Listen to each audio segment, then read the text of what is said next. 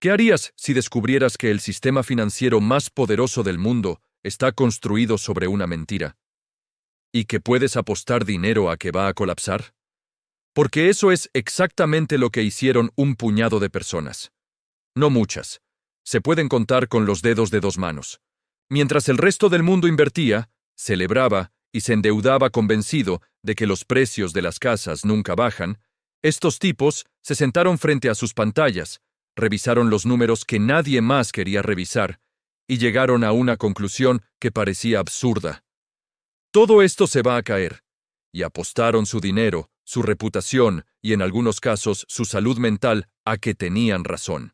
Lo que pasó después es la historia económica más importante del siglo XXI.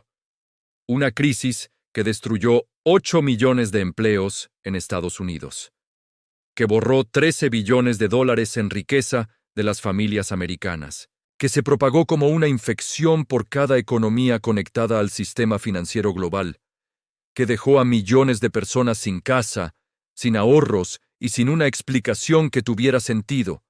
Y mientras todo eso pasaba, un grupo pequeño de personas que habían visto venir el desastre se hicieron inmensamente ricos. Esta es su historia. Y es también la historia de cómo el mundo dejó que pasara. Para entender lo que colapsó en 2008, primero tienes que entender lo que se construyó en los años anteriores. Y para entender eso, necesitas conocer un instrumento financiero que suena técnico y aburrido, pero que en realidad es una de las ideas más peligrosas que el sistema bancario ha producido jamás. Se llama Collateralized Debt Obligation, CDO, obligación de deuda colateralizada. Suena a jerga de Wall Street. Y lo es. Pero la mecánica básica es más simple de lo que parece. Imagina que eres un banco y le prestas dinero a 1,000 personas para que compren casas. Cada una de esas personas te debe dinero cada mes. Eso es un flujo de ingresos, un activo. Ahora imagina que tomas todos esos préstamos, los empaquetas juntos en un solo instrumento financiero y lo vendes a un inversionista. El inversionista compra el derecho a recibir esos pagos mensuales. Tú recibes dinero hoy. El inversionista recibe ingresos futuros. Hasta ahí, razonablemente sensato. El problema llegó cuando la calidad de los préstamos dentro de esos paquetes empezó a deteriorarse de forma sistemática.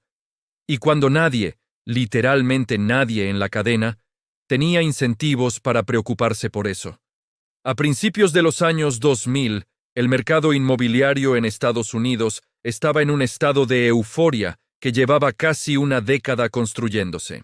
Los precios de las casas subían cada año tras año, sin excepción. Y esa subida continua había creado una creencia que con el tiempo se volvió dogma financiero. Los precios de las casas no bajan. No a nivel nacional. Pueden bajar en una ciudad, en un estado. Pero en todo el país al mismo tiempo, no. Ese dogma era el fundamento invisible sobre el que descansaba todo el sistema. Porque si los precios siempre suben, entonces incluso si alguien no puede pagar su hipoteca, el banco puede quedarse con la casa, venderla por más de lo que prestó y salir adelante. El colateral siempre vale más. El riesgo siempre está cubierto. Con esa lógica, los bancos empezaron a prestar dinero a personas que en condiciones normales nunca hubieran calificado para una hipoteca. Personas sin ingresos verificables, sin historial crediticio, sin pago inicial, a veces sin empleo formal documentado. Los llamaban préstamos subprime, y en español eso significa exactamente lo que suena. Préstamos por debajo del estándar. Préstamos que en condiciones normales de evaluación de riesgo no debían existir. Pero las condiciones no eran normales. Porque los bancos que originaban esos préstamos no los estaban guardando en sus propios libros. Los estaban empaquetando en CDOs y vendiéndoselos a inversionistas en todo el mundo. Fondos de pensión en Noruega. Fondos soberanos en Asia.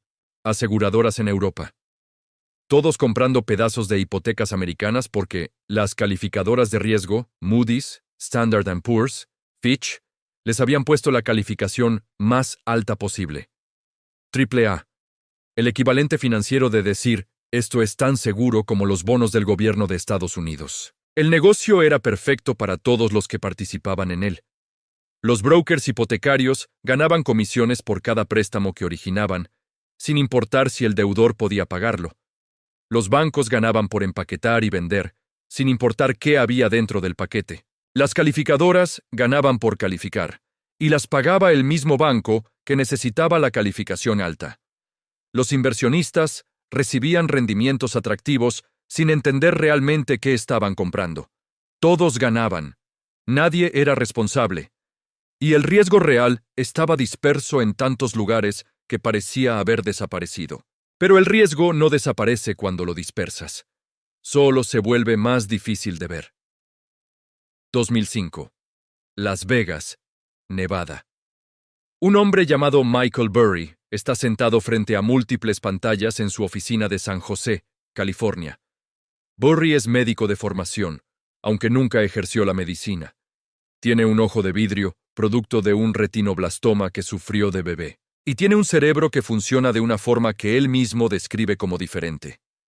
Años después, fue diagnosticado con síndrome de Asperger, pero en ese momento solo sabe que puede leer documentos financieros durante horas sin cansarse, y que lo que está leyendo lo está perturbando profundamente. Burry administra un fondo de inversión pequeño llamado Zion Capital, y durante meses ha estado haciendo algo que nadie más está haciendo, leyendo los contratos de hipotecas individuales, no los resúmenes, no los prospectos de los CDOs, los contratos originales. Miles de páginas de documentación técnica que los inversionistas institucionales no leen porque tienen analistas que se supone lo hacen por ellos. Y lo que Burry está encontrando en esos contratos lo está convenciendo de algo que contradice el consenso de toda la industria financiera. Estos préstamos son basura. No algunos. No los de las regiones más problemáticas. La mayoría. Las tasas ajustables, que parecen bajas al inicio, van a subir en 2 o 3 años, y los deudores no van a poder pagarlas. Los ingresos que los brokers declararon para calificar a esos deudores son en muchos casos ficticios. La concentración geográfica del riesgo que las calificadoras dicen que está diversificado, en realidad no lo está. El sistema entero está construido sobre deudores que no pueden pagar. Y cuando eso se haga evidente, el mercado inmobiliario va a colapsar. Y cuando colapse, todos esos CDOs que el mundo entero tiene en sus portafolios van a valer casi nada. Burry no solo llega a esa conclusión, llega a la conclusión siguiente. Si sé que esto va a colapsar, ¿cómo apuesto dinero a eso? El instrumento no existía todavía de la forma que él necesitaba. Así que Burry fue a los bancos y les propuso algo que en ese momento sonaba absurdo. Quería comprar seguros contra el colapso de los CDOs. Pagar una prima periódica a cambio de recibir una compensación masiva si los instrumentos basados en hipotecas subprime quebraban. Los bancos estuvieron felices de vendérselos, porque desde su perspectiva, Burry les estaba pagando por protección contra algo que ellos creían que nunca iba a pasar. Era dinero gratis. Los llamaban Credit Default Swaps, CDS. Y Burry los compró por cientos de millones de dólares. Sus inversionistas entraron en pánico. Las cartas que recibió fueron furiosas. ¿Por qué estás pagando primas mensuales para apostar contra el mercado inmobiliario cuando el mercado inmobiliario lleva una década creciendo sin parar? ¿Cuánto dinero vamos a perder antes de que admitas que estás equivocado? Burry no respondió con mucho. Siguió comprando. No estaba solo, aunque ninguno de ellos lo sabía todavía. En Nueva York, un operador llamado Steve Eisman, que trabajaba para Front Point Partners, llegó a conclusiones similares por un camino diferente. Eisman no era del tipo que leía contratos en silencio. Era agresivo, irreverente, con una tendencia a decir exactamente lo que pensaba en salas donde eso era profesionalmente peligroso. Había pasado años cubriendo la industria de préstamos al consumidor. Había visto de cerca cómo operaban las empresas hipotecarias subprime, y lo que había visto lo había convencido de que el sector entero era, en sus palabras, una máquina de extraer riqueza de las personas menos sofisticadas financieramente para transferirla a Wall Street. Eisman también empezó a comprar credit default swaps. Y luego estaba Greg Lipman, operador de Deutsche Bank, un hombre que el propio banco para el que trabajaba describía internamente con adjetivos que no se pueden repetir en todos los contextos, pero que resumían a alguien con una confianza en sí mismo que rozaba lo clínico. Lipman había analizado el mercado subprime con la frialdad de alguien que no tiene apego emocional a ninguna narrativa, y había llegado a la misma conclusión que Burry y Eisman por tercera vía independiente. El mercado de hipotecas subprime es una burbuja. Va a explotar, y cuando explote, los CDOs que todo el mundo tiene van a valer cero. Lipman empezó a salir a vender la idea a fondos de cobertura en todo el mundo. Literalmente, se presentaba en oficinas y les explicaba por qué debían apostar en contra del mercado inmobiliario americano. Muchos lo miraban como si estuviera loco. Algunos le compraron la idea. Y en un rincón de Wall Street, que muy poca gente conocía, dos jóvenes analistas llamados Charlie Ledley y Jamie Mai, que operaban un fondo diminuto llamado Cornwall Capital desde un garaje convertido en oficina, con menos de $10 millones bajo administración, también habían encontrado la oportunidad. Eran tan pequeños que los grandes bancos no los tomaban en serio, lo cual resultó ser una ventaja, porque les vendieron credit default swaps a precios que reflejaban la certeza de que nunca cobrarían. Y Cornwall Capital los compró con todo lo que tenían, todos ellos. Burry, Eisman, Lipman, Ledley, Mai. Apostando contra el consenso de toda la industria financiera, pagando primas que sus propios inversionistas consideraban un desperdicio, esperando un colapso que el establishment financiero decía que era imposible. Y esperando. Y esperando, y esperando.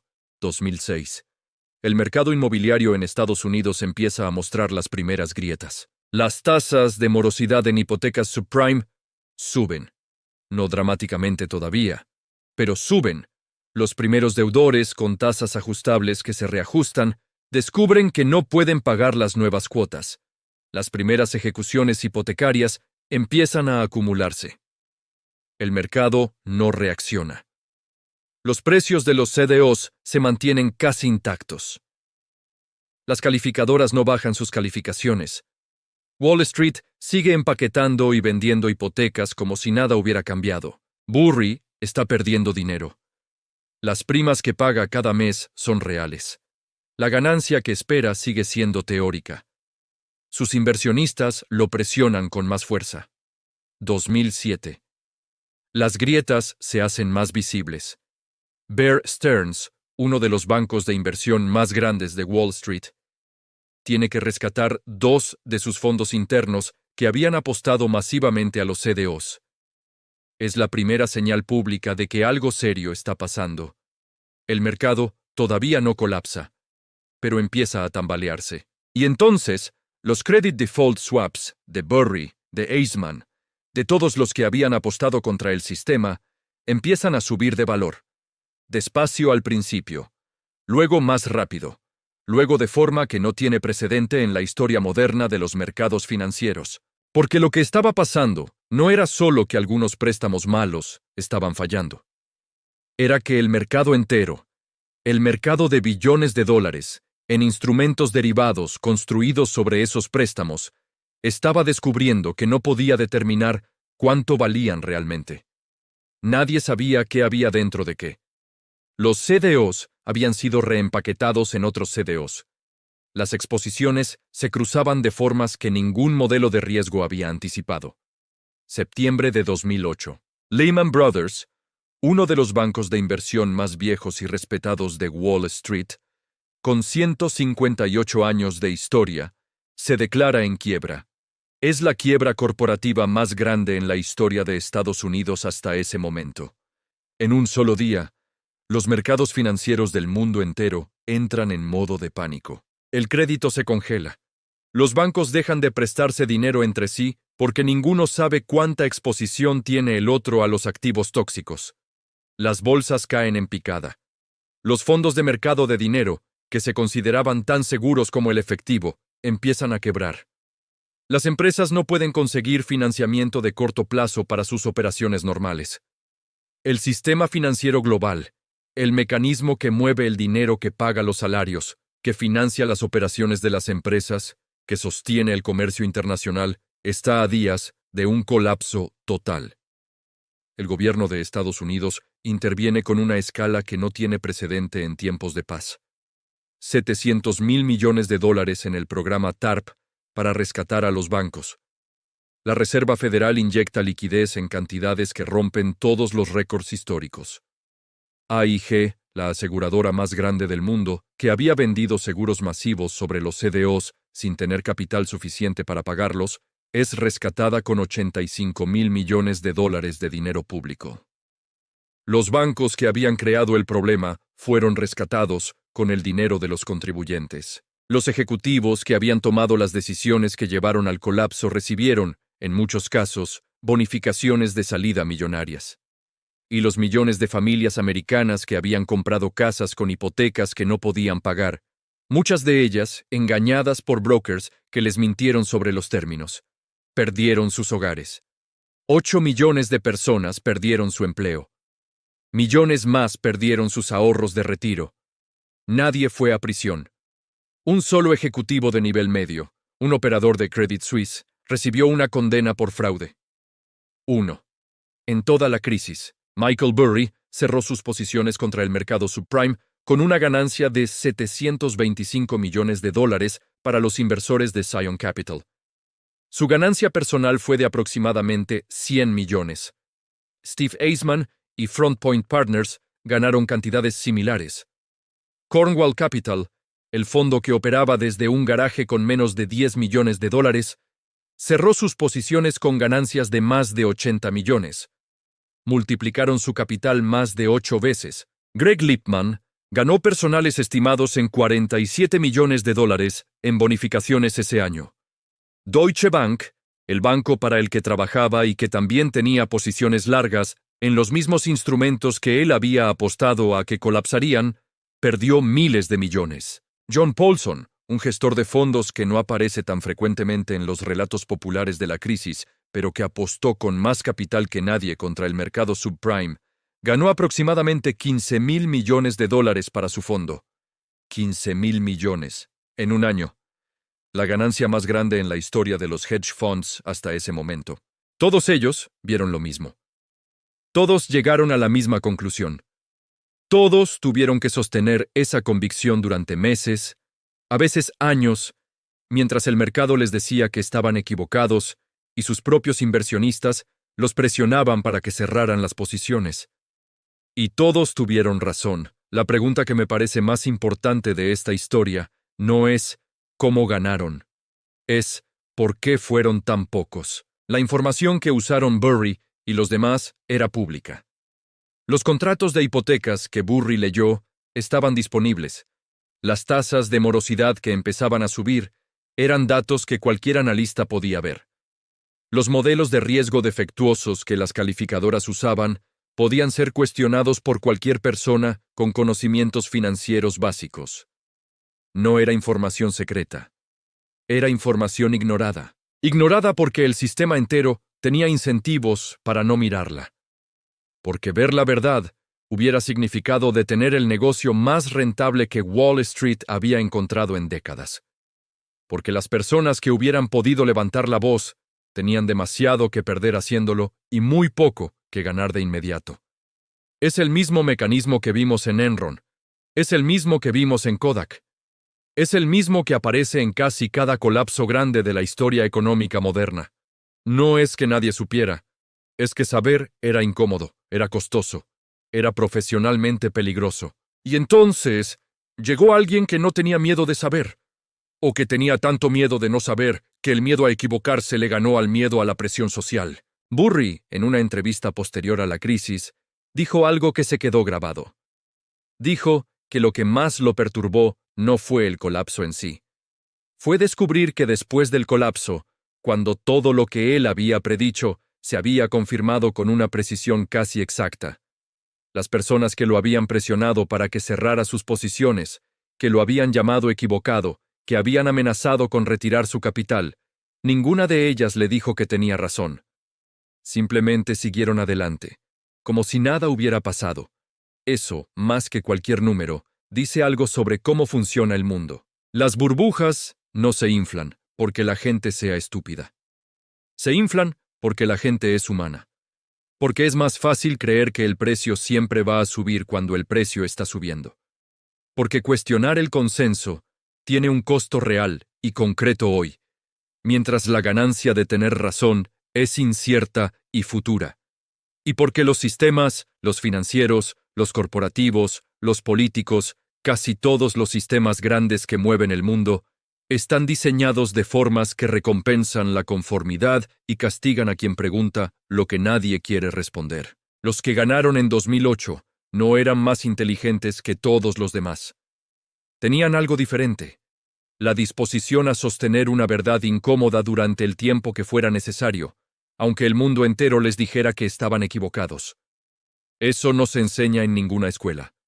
No viene en ningún manual. Y es, probablemente, la habilidad más rara y más valiosa que existe en cualquier campo donde las apuestas son altas y el consenso es cómodo. El mundo se cayó en 2008, y mientras se caía, un puñado de personas que habían visto venir la caída observaban los números en sus pantallas con una mezcla de satisfacción y horror. Satisfacción porque tenían razón. Horror porque tener razón, esta vez, significaba que millones de personas estaban perdiendo todo.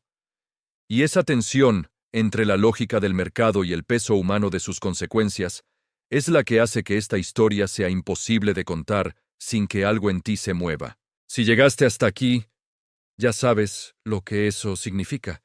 Este tipo de historias no las encuentras en cualquier lugar. Encuéntralas en Punto 54. Dale like si el caso te dejó pensando, déjame tu opinión en los comentarios.